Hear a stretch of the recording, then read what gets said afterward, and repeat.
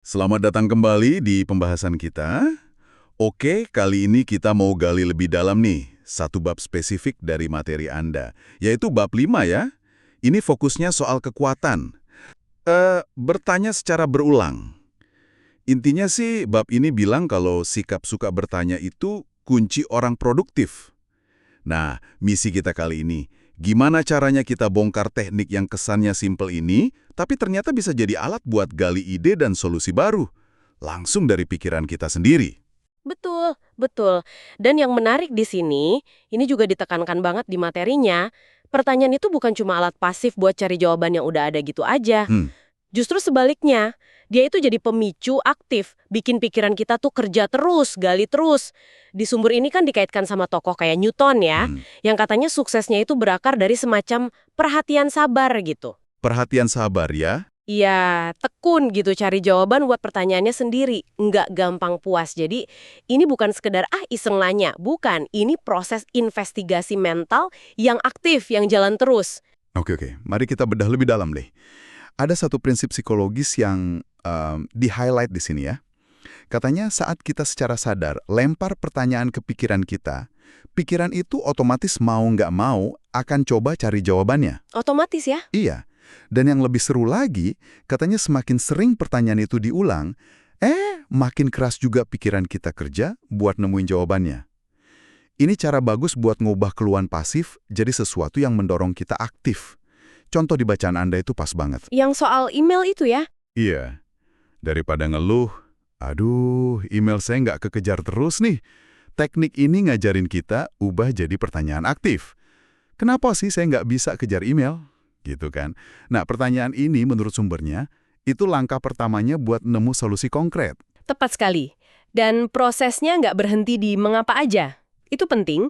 Setelah kita tanya mengapa, dan mungkin nemu akar masalahnya, misalnya, karena nggak punya sistem, atau karena gampang ke distraksi gitu kan. Iya. Materi ini nekenin pentingnya lanjut ke pertanyaan bagaimana. Nah, pakai contoh lain deh dari sumber itu soal tumpukan kertas yang belum diarsipkan. Oke. Yang lebih baik biar nggak numpuk lagi. Jadi ada perpindahan fokus ya? Iya, pergeseran penting. Dari cuma identifikasi masalah, jadi mikirin solusi dan perbaikan sistem. Pertanyaan mengapa itu seringnya nunjukin sistem yang rusak atau nggak efisien. Sementara bagaimana, itu micu kita buat ngerancang sistem yang lebih oke. Nah, ini dia nih, bagian yang menurut saya paling, praktis banget dari materi Anda, teknik spesifiknya itu. Menanyakan pertanyaan yang sama berulang kali. Bukan pertanyaan beda-beda, tapi satu pertanyaan yang sama, diulang-ulang. Diulang-ulang, ya. Iya, di sumber Anda itu ada contoh menarik soal dialog internal penulisnya. Dia cerita gimana ngulang satu pertanyaan spesifik, misalnya 3 kali berturut-turut dalam satu sesi mikir. Ternyata tiap pengulangan itu bisa munculin lapisan pemikiran yang beda, yang lebih dalam. Menarik itu. Kayak pengulangan pertama cuma nyolek permukaan, yang kedua gali lebih dalam, yang ketiga nemu sesuatu yang nggak kelihatan tadinya. Kayak pakai kunci yang sama tapi kok bisa buka beberapa pintu gitu di kepala kita. Gimana tuh penjelasannya menurut sumber itu? Penjelasannya itu terkait sama efek yang disebut pematangan atau maturation. Konsepnya gini, waktu Anda tanya berulang kali, terus Anda biarin pertanyaan itu ngendep sebentar di pikiran, mungkin sambil ngerjain hal lain atau bahkan pas tidur semalaman. Dibiarkan gitu aja ya? Iya, pikiran bawah sadar kita itu ternyata terus ngolah pertanyaan itu tanpa kita sadari, kayak direndam gitu pertanyaannya. Dan sering banget wawasan atau jawaban baru yang kadang mengejutkan itu bisa muncul gitu aja pas kita mikirin lagi pertanyaan itu, atau malah pas lagi ngelakuin hal lain kayak mandi besok paginya. Wah, bisa gitu ya? Iya, materi Anda gambarin ini sebagai siklus yang potensial.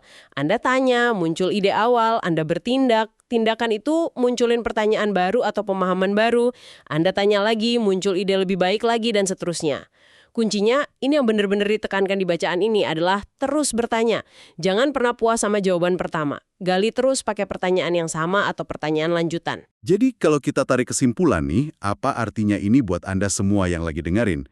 Intinya, bertanya berulang itu bukan sekedar trik iseng, tapi ini alat berpikir strategis, ampuh, dan bisa dipelajari.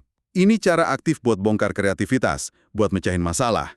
Mau itu tantangan gede di kerjaan atau masalah kecil sehari-hari.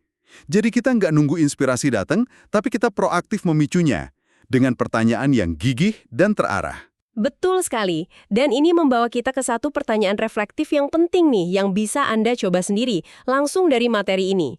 Coba deh Anda pikirkan, ada nggak sih aspek dalam pekerjaan atau rutinitas harian Anda sekarang? Mungkin sesuatu yang kelihatannya biasa aja, atau bosenin, atau ya emang gini dari dulu? Yang udah jadi kebiasaan gitu ya. Iya, yang itu tuh potensial berubah kalau Anda komitmen buat nanyain itu terus pakai mengapa atau bagaimana secara berulang selama katakanlah seminggu ke depan.